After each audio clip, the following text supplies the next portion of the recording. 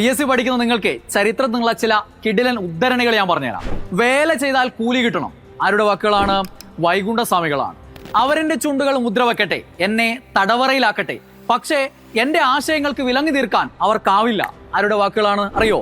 ബ്രിജ് നാരായൺ ചക്ബസ്താൻ.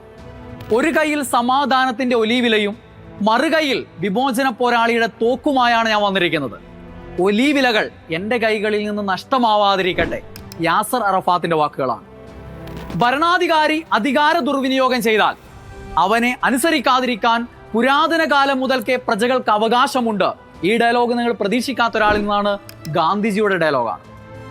ദൈവത്തിന്റെ രഹസ്യങ്ങളെ കുറിച്ച് എനിക്കറിയില്ല, എന്നാൽ മനുഷ്യന്റെ ദുരിതങ്ങൾ എനിക്കറിയാം. ശ്രീബുദ്ധന്റെ ഡയലോഗാണ്. ഞങ്ങളുടെ കുട്ടികൾക്ക് പഠിക്കാൻ സൗകര്യം നൽകിയില്ലെങ്കിൽ കാണായ പാഠങ്ങളിലെല്ലാം മുട്ടിപ്പുല്ല് കുരിപ്പിക്കുമെന്ന് പറഞ്ഞത് അയ്യങ്കാളിയാണ്. സ്വാതന്ത്ര്യം എന്റെ ജന്മാവകാശമാണ്, ഞാനത് നേടുക തന്നെ ചെയ്യും. ബാലഗംഗാധര തിലകൻ പറഞ്ഞതാണ്.